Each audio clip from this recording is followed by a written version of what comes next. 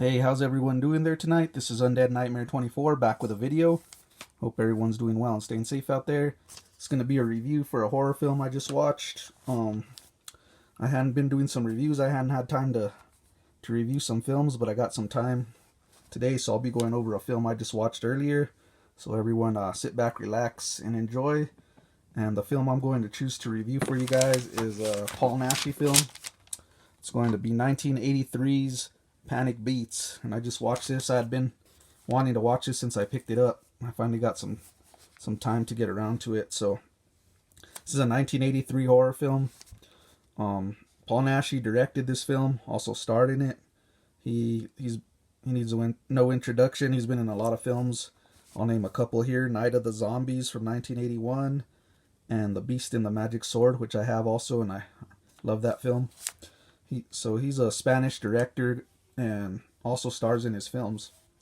And he gives it that kind of, he has a mixture of his films of like Hammer films, I would say. This is my opinion, mixed with that Italian horror mix to it. So those are two things I really love. So yeah, this film is pretty fun, man. Let's get into it.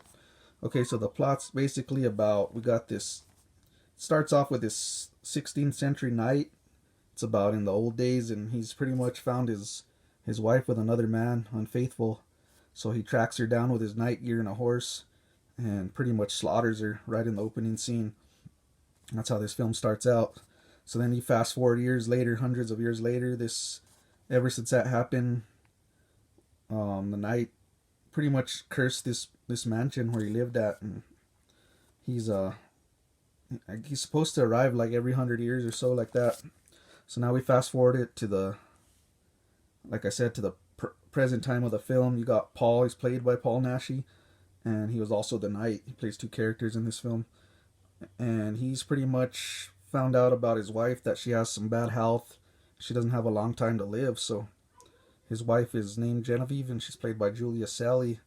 So doctor pretty much has him take him out to this isolated mansion that he owns now through his ancestry, and pretty much so she could relax and have some time before her time runs out, because she don't have much time to live.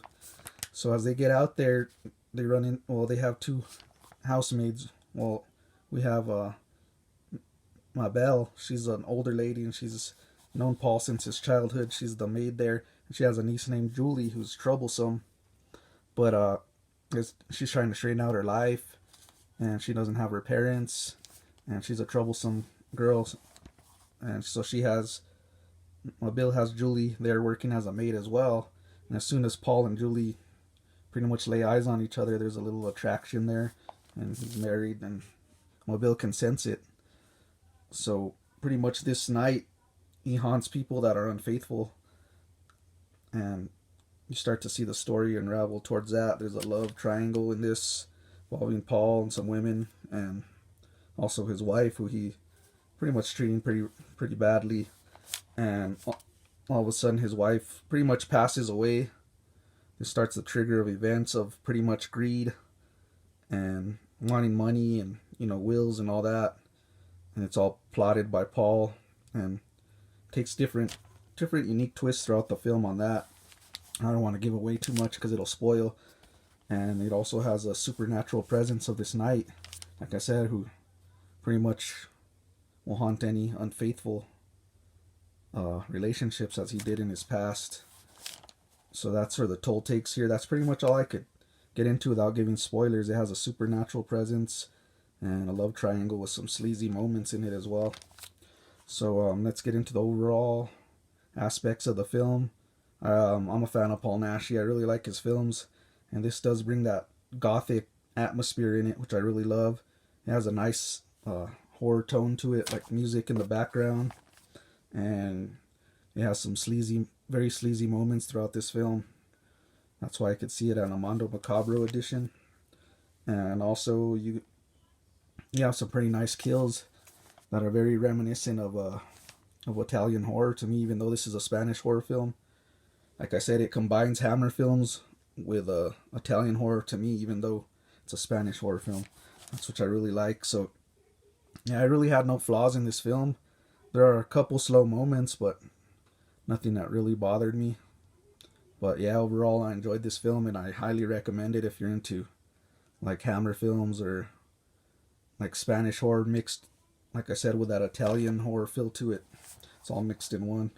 So my rating for this film, I'm going to give this one a 4.5 out of 5. I really like this film. I could see me watching this one over and over.